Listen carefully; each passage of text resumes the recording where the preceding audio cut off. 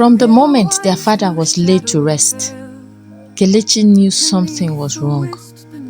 The air around his brother Nnamdi was different, darker, colder. As the eldest, Kelechi had expected the family to come together in their time of loss. But Nnamdi had other plans.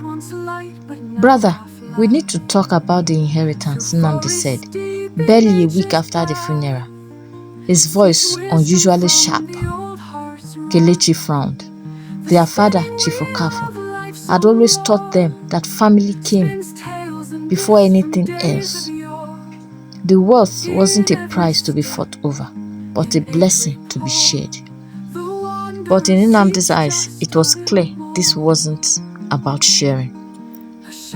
"I think it's only right that I handle most of the estate," Nnamdi continued, a slight smirk tugging at his lips. "You've always been too focused on the simple life, Kelechi, but I know how to make the business grow." Kelechi stared at him, shocked. "Nnamdi, Father wanted us to work together. He never wanted one of us to have more than the other." Nnamdi's smile faded, replaced by a steely look. "Father is gone, Kelechi. Things are different now." What Kelechi didn't know was that Nnamdi had already begun a scheme. He had forged documents, twisted the will, and even planted seeds of doubt in their grieving mother's heart. "Kelechi doesn't have the vision," he had whispered to her.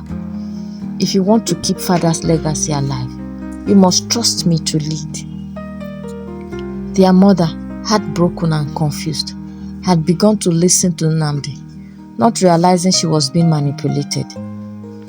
And while Kelechi tried to honor their father's memory, Nnamdi's greed began to consume him. Nnamdi wasn't just after control, he wanted everything. The land, the businesses, the money. To him, Kelechi was an obstacle, someone who didn't deserve the wealth their father had built, and he was willing to tear the family apart to get it. This was only the beginning of a rift that would test the strength of their bond, with betrayal lurking at every corner. As the days passed, Nnamdi's hunger for power grew bolder. With the forged documents in hand, he moved quickly, claiming ownership over their father's businesses, shutting Kelechi out of decisions that should have been made together. Workers who had been loyal to their father for decades suddenly found themselves answering to Nnamdi, a man more interested in profits than people. Kelechi, confused and heartbroken, tried to confront his brother. "Nnamdi, this isn't right. Father built these businesses on trust and respect. You are going to destroy everything he stood for." Nnamdi barely looked up from his desk, signing papers with an air of arrogance. "Kelechi, you are too naive. Business is not about feelings. It's about power. I'm doing what Father couldn't, making this empire unstoppable." Kelechi's frustration grew. But what hurt him more was the way their mother had begun to treat him. Once close and loving, she now looked at him with suspicion, as if he were an outsider in his own family. It wasn't long before he discovered why. One afternoon, Kelechi overheard a conversation between Nnamdi and their mother. Nnamdi was in the middle of one of his manipulative speeches. "Mother, I'm only doing this to protect the family. Kelechi doesn't have what it takes. Father told me privately that I was the one to lead us." Their mother, vulnerable and overwhelmed by grief, nodded slowly, tears welling in her eyes. "I just want what's best for the family. Nnamdi, I don't want to lose everything your father worked for." "You won't," Nnamdi assured her, placing a hand on her shoulder. "I will make sure of it. But you need to trust me, Mother." Kelechi's heart sank. His own brother was turning their mother against him, filling her mind with lies. How could he fight back against such treachery? It was as though Nnamdi had already won. But Kelechi wasn't ready to give up. He knew the spirit of their father lived on through his values, the very values Nnamdi had cast aside. He would fight not just for his share of the inheritance, but for the honor of their family name. That night, Kelechi made a decision. He gathered evidence, old letters from their father, contracts, anything that could prove Nnamdi's schemes. It wasn't much, but it was enough to start unraveling the lies his brother had woven. However, as Kelechi planned his next move, Nnamdi was already several steps ahead.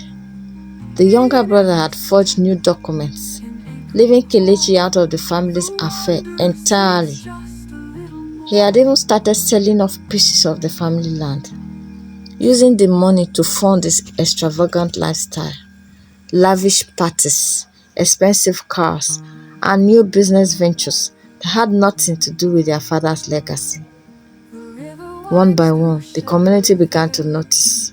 The village elders whispered behind closed doors, "Have you heard what Nnamdi is doing? He's selling the family's land. It's disgraceful." The Okafo family was once the pride of the village. Another elder said, "But greed is a terrible thing. It corrupts the heart."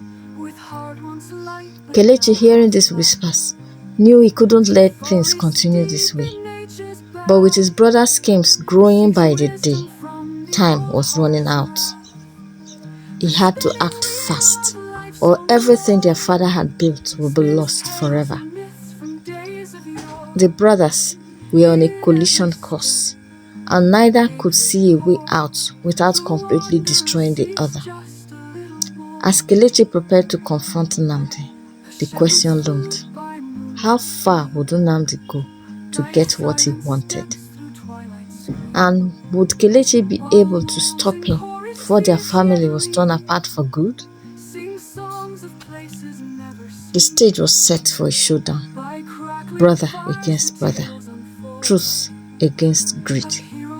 But the story of how their once loving family became divided was far from over. Kelechi knew that confronting Nnamdi head-on could mean losing everything. But if he didn't act soon, the legacy their father built would be wiped away. The pain of watching his brother spiral into greed was unbearable. But what hurt more was seeing their mother caught in the middle, believing in Nnamdi's lies. One evening, Kelechi made a final attempt to speak with her. "Mama, you know father would never want us to be like this," he said softly, sitting by her side.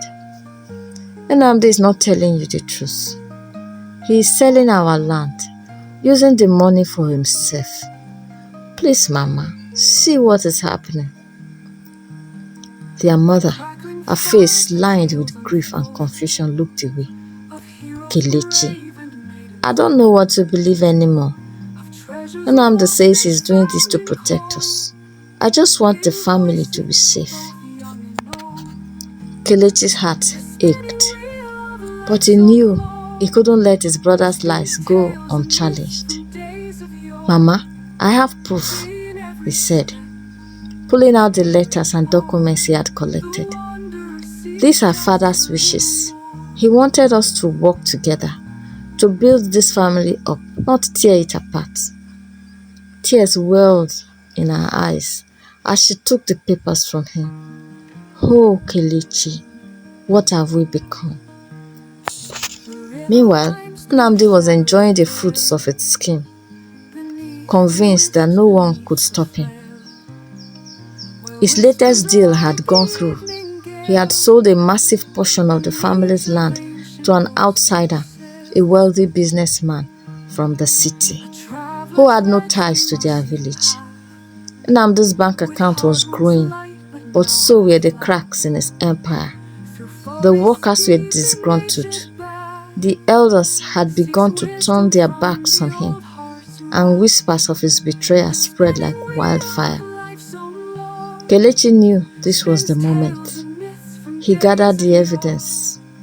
went to the village elders and exposed Nnamdi's corruption. The elders, men who had once respected their father, were outraged. They called for a meeting, summoning both brothers and their mother to face the truth. As they sat before the council, Nnamdi tried to defend himself, but the proof was overwhelming. The elders condemned his actions, and even their mother, now understanding the full extent of Nnamdi's betrayal, she wept openly. "How could you, Nnamdi?" she cried. "You have destroyed everything your father built." For the first time, Nnamdi's confidence cracked. The weight of his lies and greed came crashing down on him. He had always believed he could control everything: his brother, his mother, the family fortune. But now, he was standing on the ruins of a legacy, alone. Kelechi looked at his brother, his heart heavy. "Nnamdi, this didn't have to end like this. Father taught us that family is everything, but you let greed destroy us." Nnamdi, now trembling with regret, could barely meet his brother's gaze. I thought I was doing what was best. I thought..." "No," Kelechi interrupted gently. "You thought only of yourself." The elder spoke next, their voices heavy with judgment. "Nnamdi, you have broken the trust of this family and the community. Your actions have brought shame to the Okafor name, but we believe in redemption. You must return what you have taken and rebuild what you have destroyed." It was a harsh sentence, but it was just. Nnamdi had no choice but to agree. He returned the land he had sold, apologized to the workers he had wronged, and worked tirelessly to repair the damage. But the process was slow, and the road to redemption was long. Kelechi, though hurt by his brother's betrayal, chose the path of forgiveness. He knew that bitterness would only poison what was left of the family. Together, they began to rebuild, brick by brick, the legacy their father had left behind.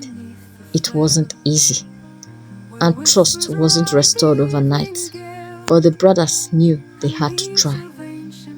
As the days passed, Nnamdi realized the true cost of his greed. He had nearly lost everything: his family, his name, and the respect of his community. But through hard work and humility, he began to find his way back. In the end, the Okafor family was no longer the wealthy powerhouse it once was, but what they had regained was far more valuable: the bond of brotherhood, the respect of their community, and the lesson that wealth and power mean nothing without integrity and love. The elders were right. Redemption is possible, but only when we are willing to face the truth and make amends. As for Kelechi, he knew that no matter how far greed had driven his brother, the love of family could still bring them back from the edge.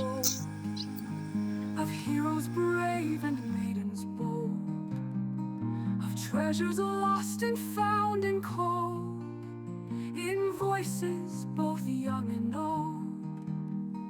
The spinning wheel of life's own lore spins tales and myths from days of yore.